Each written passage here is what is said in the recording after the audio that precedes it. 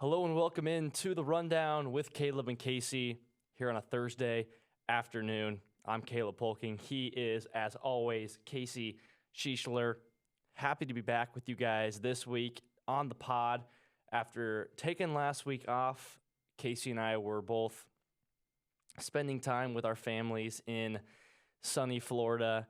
I know we both hit the beach. You were watching some golf. How was that? Yeah, it was fantastic. I mean, really up close with the players. I could almost, if I had a driver, I could reach out and touch them. So it was fun. It was a lot of walking. I think I did 6 to 7 miles every day with the fam, but it was awesome, good weather. And I think we brought that weather back with us. Yeah, it appears we did. It was a bummer we couldn't do a beach special of the Rundown. That would have been hype, but we were also probably still, even though we were both in the same state, probably 4 or 5 hours away. Yeah. Well, let's go. We got a lot to get to today. There's about 15,000 college basketball players in the transfer portal right now. Yeah. There's a lot of them. That's the rough estimate number. Give or take. It was 700 on day one of the portal, if I remember that. Unbelievable. I want to start today with a question for you. Go for it. An overarching question. Okay. Where are you at with having the portal open this early? I don't like it being open this early just because I feel like part of it is a disservice to the guys on teams that are in the tournament right now because other coaches are going out and getting replacements, and it's kind of taking away from them because obviously you don't want to enter the portal. We saw something where maybe, I can't remember who it was. There's one of the guys that was rumored to be in the portal, and some sources came out saying he was in the portal already, and then he came out and said, I'm not in the portal right now. I haven't even thought about that yet. I'm focusing about the season that's ahead of me. So I think it's a disservice to the guys that are in the tournament still. But at the same time, the coaches that are focusing on games and stuff, I know there's tampering, there's all these other things, but it's so hard to focus on the game at hand when now you're starting to recruit players. You have to go recruit players for next season, and you also may not know who's leaving your team now. So, you're a step behind. Guys are hitting the portal late. You're still playing. I mean, if you get all the way to the Final Four and then you have 3-4 guys leave, I mean, maybe 10 or 12 guys that you would have gone after have already committed because you're kind of behind the 8 ball. And, I mean, that's just how it is. I'm sure they have workarounds. They have other coaches doing that stuff. But I don't know about you, but I feel like they're at kind of a disadvantage. What do you think? I wholeheartedly agree. And that's why I asked the question. I wanted to see where you were at on it. But it's I've heard a lot of people compare where it's if the NFL free agency started after a wild card weekend, immediately after. Yeah. How much chaos would that be? Yeah. Right? And it's even worse in college basketball because at least in the NFL, you have GMs doing a lot of that work. And you know whose contract is coming up. Right. And the NFL, it's at this set time, this guy, and this guy are leaving. College basketball, I'm sure some guys talking, they're like, hey, coach, after the season, I'm going to hit the portal. But most of the time, you have a question mark next to their contract. We don't know if we're getting him 1 year. We don't know if we're getting him 3 years, And that's also the tough part. And with college basketball, the coaching staffs are the ones who are really doing the majority of the portal work. Aside from what St. Bonaventure has Adrian Wojnarowski from ESPN as their GM, whatever. And there's a lot of schools that probably have pseudo the GM. Sure, Texas Tech has a GM in that spot. It's still the coaches are having to do so much of it. Meanwhile, so many of them are still, like you said, on the floor playing the biggest moments of their basketball season. And it's why are we doing this? Yeah. And you're right, because if a coach who is in the tournament right now, if they are not already out on the trail talking to portal recruits, getting them in for visits this week, they are already putting themselves way behind everybody else going into next year, which stinks because clearly they've done a good enough job to get themselves in this spot this year, and they're not being rewarded for that. Instead, they have to go out and already think about next season. I think it's crazy we're doing it this way. Yeah. I mean, you think about it. Creighton lands Owen Freeman just a day ago. And, 2 days ago he was visiting or whatever. If they beat Auburn, that's a huge win for them. he's not going to be allowed to come visit because they're still in season, Yeah. right? He can't go visit. He lands up at, South Dakota. He lands up at wherever. Auburn starts bringing in other people. Creighton can't host visits because they're in season right now. So it's just kind of, it makes you think, and it drastically changes every situation for every team. Yeah, it's crazy. It's a wild time. Even 5 years ago, we didn't have this, and I just wonder, what this looks like down the road if we eventually do have some regulations in the transfer portal. I don't know how much the revenue sharing model changes this with universities paying the players. I'm sure that wouldn't really change the transfer portal that much at all. It's still money is money, and if it's open at this point during March Madness, nothing's really going to change. But yeah, crazy time we live in. And I suppose the silver lining, I wouldn't even call it a silver lining. The silver lining for Iowa State is that, albeit you lost in the round of 32, at least you can kind of be preparing for next season at this point. I wouldn't even consider that even close to being a silver lining at all. You would much rather be in the tournament still and having to double duty it rather than having your sole focus on next year. The tournament's a way bigger deal than just getting guys out of the portal. So let's use that as a segue here. Good job. Thank you very much. I did think it was a pretty good one myself. Let's use that here to start talking about Iowa State basketball. Clones fall in the round of 32 to Ole Miss. Really got outplayed everywhere. I don't think we need to spend a ton of time on this game. I think this podcast episode could probably just be more of a holistic view on Iowa State's season and then moving forward. Because to me, that game against Ole Miss, Casey, was kind of just a long time in the making with kind of just the roller coaster of the final 2 months of the season it was for the Cyclones. I really wasn't that surprised. I thought if Iowa State were to lose, it would be probably a much more competitive game than it was. But yeah, it was one of those games where you can't make a shot, and then you always hang your hat on playing really good defense, and that was unfortunately lackluster on Sunday night as well in Milwaukee. So thoughts from you?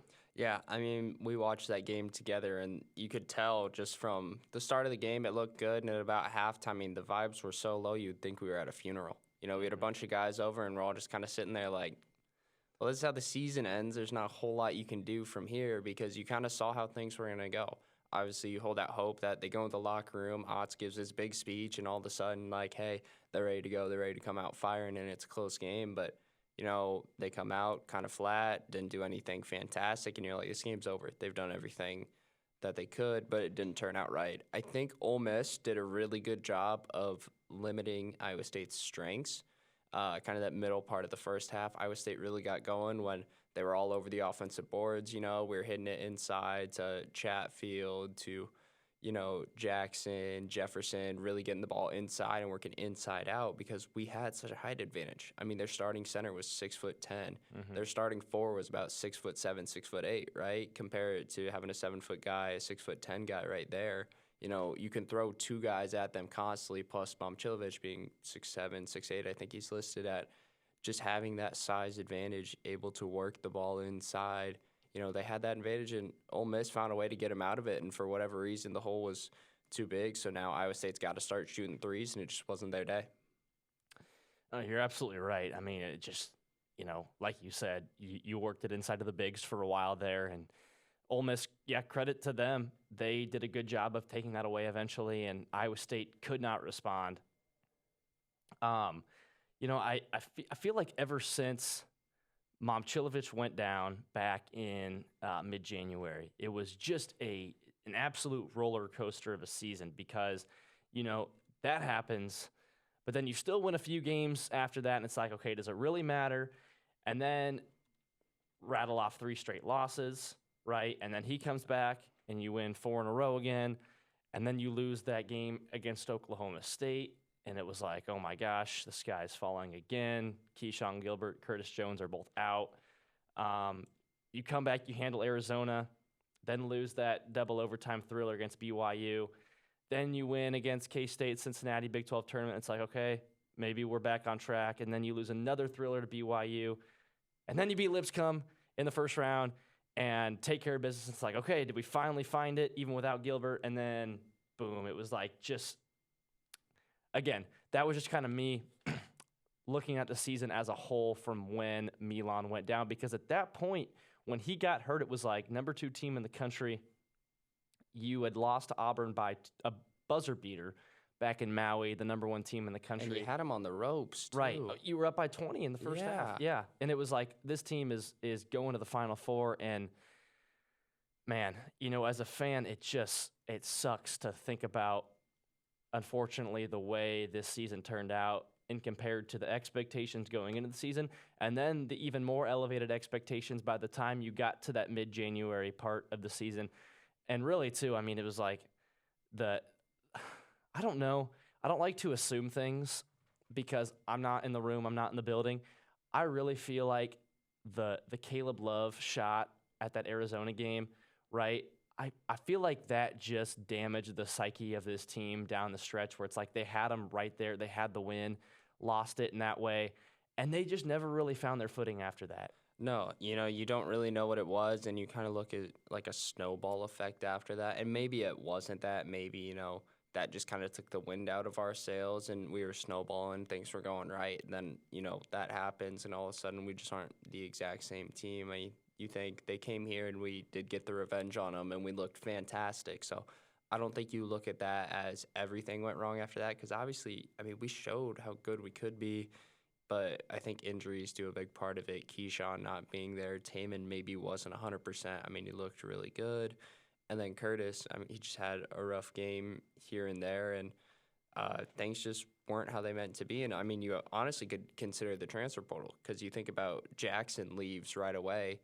I don't think it had affected his season at all. I thought he still played great down the stretch. But, you never know if, guys are in the back of their head, yeah, I'm hitting the portal after this season, I saved my body a little bit. I'm not saying this about Jackson, obviously. I think he's a fantastic guy. Not saying anything about his character, but other people you could obviously consider that they're out there and they're like, well, I don't want to go 110%. I'll still give it 100%, but I don't know about 100% because that's just, I want to save myself for the next team and where I'm going to get the most money. Yeah, ultimately just a bummer the way the season played out. Again, talking about expectations and where they got to by mid-January. And, always a reminder that 4 seasons ago, Iowa State won 2 basketball games, right? This season, coming off of that, would have seemed like a historic season, oh my gosh, this is unbelievable. Expectations are very much a relative thing. And, you want to have expectations, right? You don't not want to have them, because that means your program just stinks. The fact that you have them is a really good thing, and it says a lot about where you are now. But it also shows that, man, when you don't reach those, it sucks. And the psyche of everybody changes. The fan base, the coaching staff, the players, everything changes, because you're not coming off of a 2-win season anymore. You're coming off of last year winning a Big 12 tournament championship, going to the Sweet 16, bringing most of your team back. Coming off of 3 straight seasons of going to the tournament. Again, they got there again this year and got to the second round and I think still had a good regular season, all things considered, with injuries, but it just fell short of what we expected, being potentially competing for a regular season championship and getting to, we all wanted at least an Elite Eight in the tournament. So, and that takes us now into looking forward, looking ahead to next year.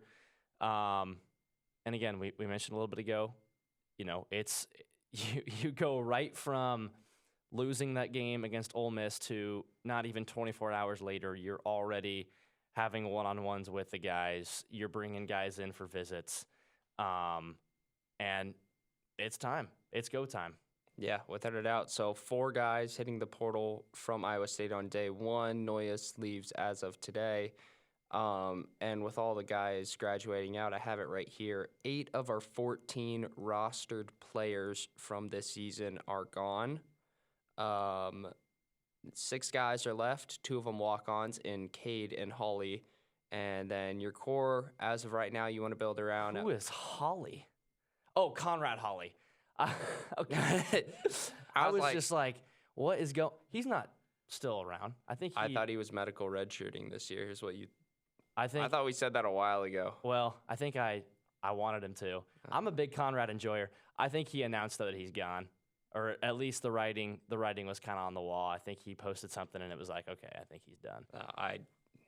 I don't follow him. All right, so we'll chuck it up to 9 out of our 14 guys are gone now. Not that we lost big minutes there with Holly. So 5 guys stay. Point guard Taman, shooting guard Heisey, small forward Milan, power forward Jefferson, and Cade Kelderman, who for some reason got big minutes. JT's gone.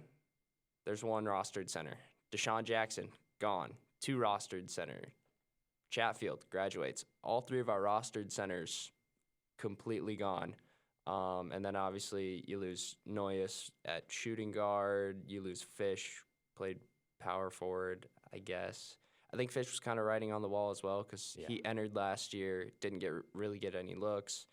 And Demarion Watson, I think Watson and Noyes leaving is just a disservice from the staff because those 2 guys showed a ton of potential, I thought, and then just were never given looks. And obviously we're not in practice, but Cade Kelderman being a walk-on, I mean, he did all right, I thought, but when you have guys like Demarion Watson, who has started games at Iowa State before and had quality minutes against teams like Houston, sitting on the bench right then and there, maybe it's something they said like, hey, we're going to enter the portal, and TJ didn't go to him because of that, whatever it is, but that is a whole different situation. And you have 4 incoming freshmen, combo guard, shooting guard, small forward, power forward, and they landed their first transfer, another power forward at 6'8", Eric Mulder. You got to go get a center. You got 4 rostered power forwards right now, 3 as of right now. No centers, no one above 6'9" on the roster heading into next season. And it does sound like Oscar Clough from South Dakota State is pretty much a done deal at this point. I would assume we probably get official word of that within the next 12 hours or so. There's your center, 6'11". Sure, yes. And that's a big get if that's the case. That guy comes in and he starts immediately. Yeah. That's the guy who replaces Deshaun Jackson. So get him.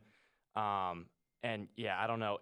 Because the Dominicus Plata guy, he's listed as a power forward. He's only I have it right here. He is 6'9", listed as a power forward. Okay. So yeah, you really with Clough only have 1 center. Yeah, it's interesting. In terms of the guys you retain, in my mind, the biggest key was keep the core 3 guys, being Taman, Milan, and Jefferson. Keep those 3 guys on the roster. Don't let them go. And those guys are all officially coming back. And then you factor Heisey in as well, and he's really the only guy that actually made strides in the last probably 3 weeks of the season. Yeah, I'm actually excited to see him come back next year. I can't wait for him. I thought he played really good down the stretch. Everyone was kind of talking about really rough when he transferred in, or when he first came in, beginning of the season. But I think it is an adjustment to TJ's culture.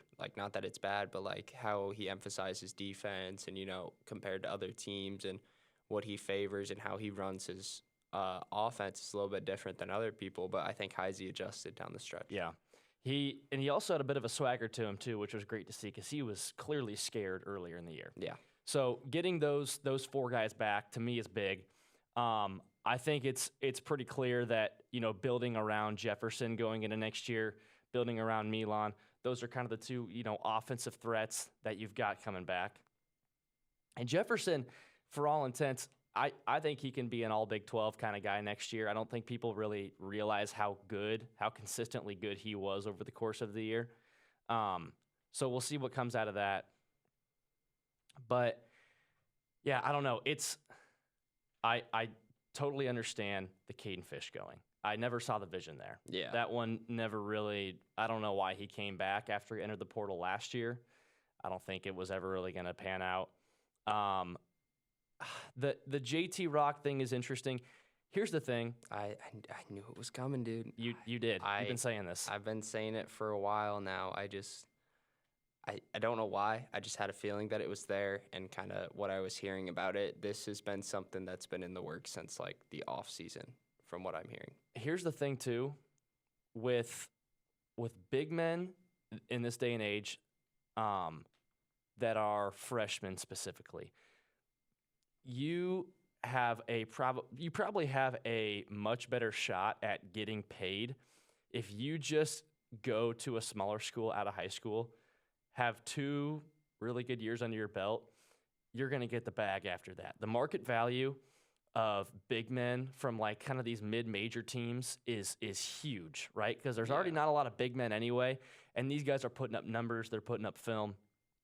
So I also kind of get him transferring as well, and I think he should for his own sake because, again, you look at this Oscar Clough guy right now, right? I mean, he transferred to South Dakota State from a Power 4 school or Power 5 in Washington State, which obviously gray area with the Pac-12 and all that. But I think like those are the guys that get paid with their market value. And if he goes to a smaller school and puts up, a good season or two, he's going to get. Heck, he could maybe even come back to Iowa State. I don't know. Maybe it's like, hey, go put up a really good season here, then come back after that. I don't know if that's even close to being a conversation at all. I suppose we'll see in time. But yeah, I feel, and we'll see how the rest of the portal shakes out for Iowa State. I feel good about who you have coming back. If they get Clough, that's huge in the post. It sounds like this roadie guy from Virginia is pretty close to probably becoming a Cyclone as well. I think that'd be a big get.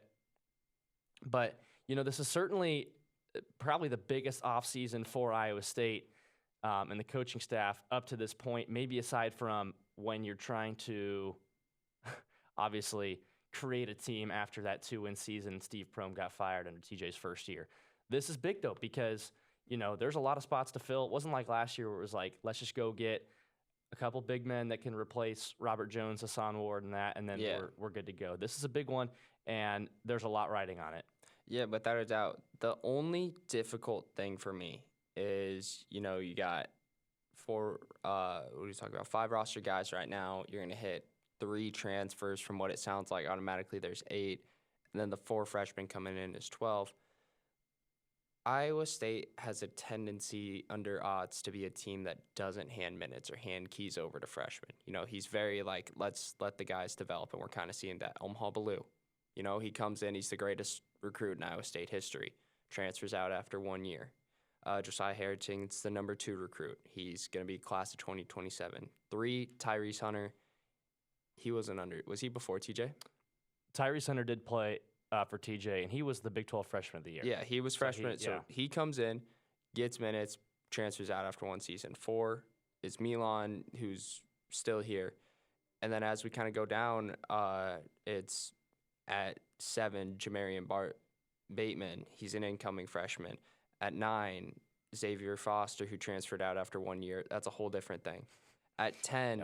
I think you said beforehand, put an asterisk by his name. Yeah. If you're a Cyclone fan, you obviously know the Xavier Foster lore. Yeah. The 10th best recruit is Noyes, who transfers out after 1 year, getting very minimal action. At 12 is JT Rock, who transfers out after 2 years of seeing basically no action on the court. And then Xavier Mitchell coming in next season. So out of our top 13 recruits all time, 5, 6 of them are coming under TJ, and half of them have already transferred out. Half of them haven't even stepped on to Iowa State yet.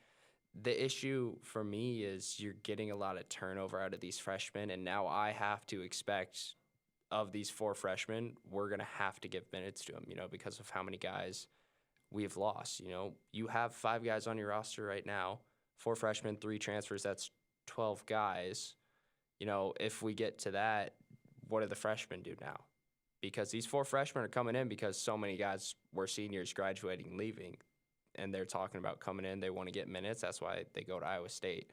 You're seeing less and less of people wanting to stick around and get developed. Does TJ change from his ways and kind of say, hey, I got to give freshmen minutes, because I think we were talking, obviously we don't know what happens, but I felt that Noyes should have got minutes in the Big 12 tournament, when Taman goes down, when Keyshawn goes down. you put Cade Kelderman, a walk-on, in over him. Noyes is, he's a top 10 recruit your school has ever had, and you're not even going to give him looks, going to give him minutes. Maybe there's something that we don't know about behind closed doors, but to me, if there's this big recruit that I bring in and I want to build my future around him, when guys go down, that's when they step up. Taman his freshman year, guys went down and he stepped up. That's kind of what happened, and I felt that was a perfect situation for him. It was going to be difficult. He's going to have to play really tough teams, but that's his shot to go earn it, and, TJ must have saw things differently. Yeah, I'm with you. The Noyes thing, him not getting run, I saw a lot more people, clamoring for Demarion Watson to get run, and I agree with that as well. Yeah. I was more surprised and just frustrated with Noyes not playing because at least with Watson, the guys who were in front of him were all healthy. Yeah, that's a different position entirely. Yes, but with Noyes, you had Keyshawn obviously gone.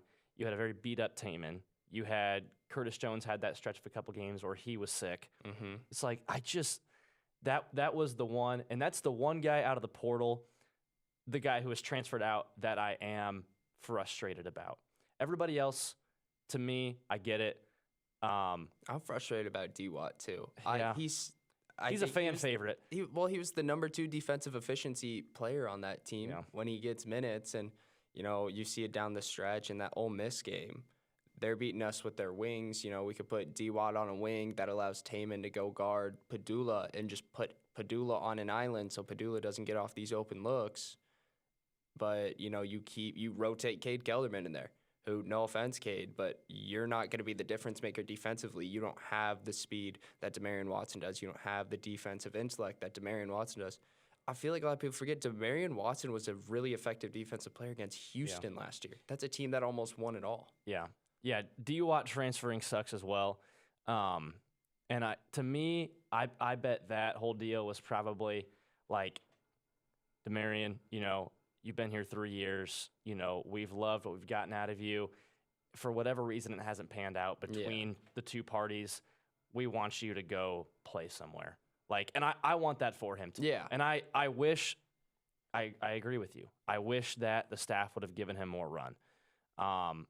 And I don't necessarily know why that is the case. But I don't know. Maybe we're not in the building. Maybe his practice habits were just really bad, or I don't know. Maybe he was not performing, but he did give us good minutes when he was in over the course of the season. So it's a mystery. Noyes, also a mystery. Maybe he was also just, and the thing about him too is scouts and coaching staffs miss on guys all the time, right? DJ Uiagalelei was the number 1 quarterback out of his high school class whenever that was a few years ago. And that guy stunk. Yeah. He had a horrible college football career. So, with Noyes too, I think he's still a really good basketball player, and I think he's going to be a factor with somebody. Maybe he just wasn't really what people thought he was going to be. Maybe the vision wasn't there. And then Deshaun Jackson, from what it sounds like, that guy loved his time here. And with his market value, a guy who is 6'11" and big like that, those guys are worth a lot of money. Yeah. I think he realized that, hey, I can go get paid. And he probably, even though, I didn't really think he was I thought he was okay. Yeah. He wasn't this all Big 12 big man. He will still go get paid somewhere by somebody because of his size, because of his athleticism, because of what he can provide. And there's not a lot of him either. So, yeah, the JT Rock, Caden Fish, Deshaun Jackson, those to me all make sense. D-Watt, Noyes, a bit more on the questioning side of that. Noyes especially, I think I'm not as questioning the D-Watt one, but it is still a bummer. He was a fan favorite, all this stuff. Interesting conversation, though.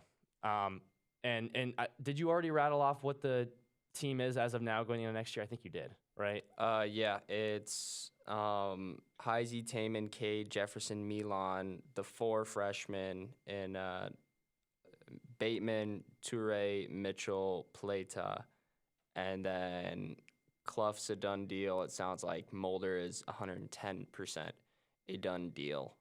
And you can have 13 scholarship guys. I doubt we give a scholarship to Cade. Yeah, probably not. So that's 5-9 with the freshmen, 10-11. You can go get 2 more portal guys. Okay. Yeah, and it sounds like this roadie guy from Virginia is it's leaning Iowa State. We'll see if anything changes. I don't know what other schools are in on him. I don't know if you followed that at all. Not him. I've been more so following McNeely out of Virginia. Okay. See where he goes. Yeah. Hey, TJ, you want to make me the happiest person alive? Magoon Guath, give him all of our football money.